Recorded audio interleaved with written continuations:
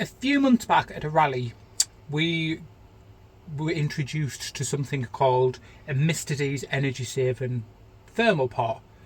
I'd never heard of it, didn't have a clue what it was, and a certain person who knows her name, you know, she's out there, said, have you tried one of these? They're really good if you live in a motorhome and you need some way of cooking things like hot pots and curries and sausage casseroles.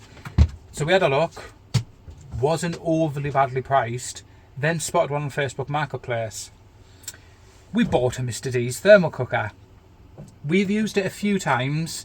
We've had simple little dishes in it. As you will have seen, I think it was 2 or 3 vlogs back, Andrew cooked his hobgoblin pudding in it. So we thought we would give you just a quick rundown of how it all works, whether it's something you might be interested in, and what we actually cook in it. I will say this is not a paid promotion. We bought this with our own money. If Mr. D's wants to send us some freebies, go for it. Let's have a look. This is the Mr. D's pot. What it is essentially just a thermal cooker. It's very similar to a slow cooker at home. The only difference is with this, you only have to heat it once. You bring it up to a boiling point, you let it simmer for a couple of minutes, and you chuck it in here. I'll show you what it is. So the lid comes off, and it is just an ordinary pot with a lid. This you can put on your gas cooker or your electric cooker, put everything inside of it, heat it up once it's boiling. It's got its 2 handles so you don't get burned. Pop it back in there, locks into place, pop the lid back on, which would be great if I hadn't put it on the stove. And that's it. We've put it in the bathroom where we've driven to let it cook away. As long as it's stored somewhere where it can stay upright and you haven't overfilled it, of course. We haven't had any issues with it spilling or anything yet. It just continues to cook. We have cooked things for 7-8 hours in it, just because we've put it in the morning and not thought about it. Gone back at 7-8 o'clock, it's still red hot and it's cooked perfectly. We've done things like, we had a beef casserole, we've had a sausage casserole, we've done pasta in it, because you only have to heat it up the once instead of continuously boiling it. Chuck it all in there with the sauces and everything, cooks away. So today I'm going to cook a chicken casserole. We have some chicken breasts, some broccoli, some carrots, some potatoes, and just some packet sauces. So we're going to throw it on now, leave it all day, take the dogs out for a wander. That'll be us. Come back to a nice hot tea. That's only cost us 10 minutes of electric, or gas rather. A wee little hint that we've learned is we kind of cheat. We boil a kettle first, and then I haven't got to put it on for 10 minutes to boil the water that's inside. So we just fill the kettle up, pop that in the pot itself, and then as I'm cutting and everything, it can all go in and it's started already. So, pop a kettle on.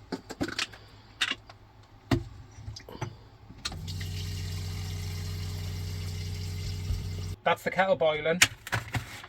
Now let's just throw some chicken in.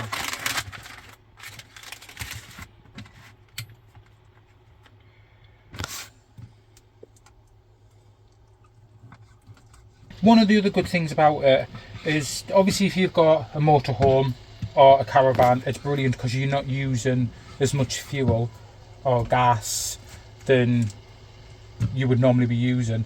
But another good thing is, even if you lived in a home, how much it's going to save you on with the prices of gas bills at the minute. If you want a nice homely meal, you only have to cook it the once, leave it on your kitchen side. When you come home from work or picking the kids up or anything, it'll be done. It is, I think what we did with, I think the £80, we managed to get ours, very, very luckily, on Facebook Marketplace. Somebody was selling one, and I think we only paid 40 for ours. And it is an investment. It's not something that obviously you can just, well, a lot of people can't just go out and buy. But if you really are into your slow cooked food and your homely meals, I definitely say it's an investment worth buying. I cheat a little bit here, because if I put these in the pan and then add the water, they don't dissolve, it just ends up with clumps all around the top. So I cheat, I put it in a cup first, add some boiling water, dissolve it all, then pour it in and then add more boiling water. So we're using this broccoli because Andrew doesn't like broccoli. He will only eat it if it's this kind. I don't even know how much to cut off these, Andrew. That'll do.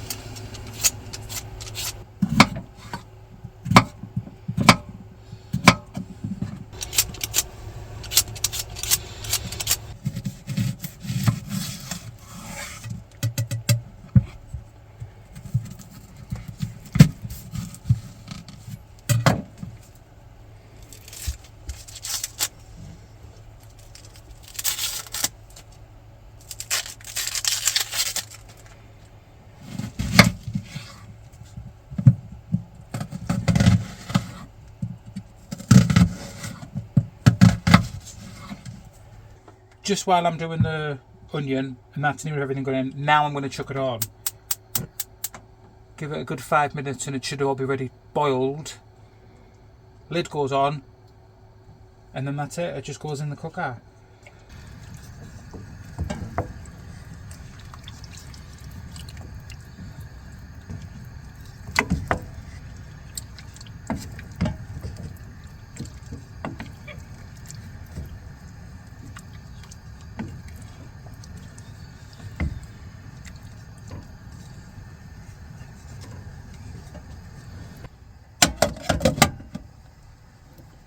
That's everything in there now. With putting the boiling hot water in, at least it's given it a little bit of a temperature before we put it on. Now I'm just going to let it sit there for maybe 5-10 minutes, just until it starts to boil.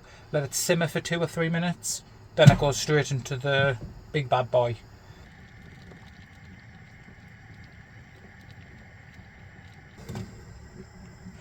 That's it, ready to go. Off goes the gas.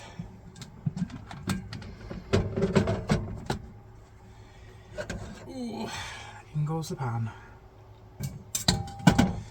Just has nifty little things to lock it into place. And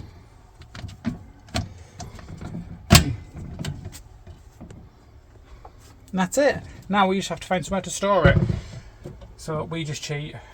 We put it either back on here in the corner, or it goes in the bathroom. Just give it a stir now and again if you need to. Done. Leave it to its thing. Let's have a wee look.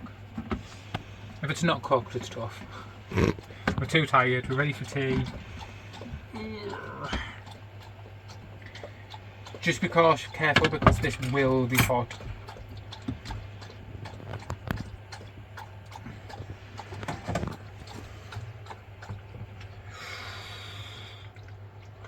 Nah. Looks lovely.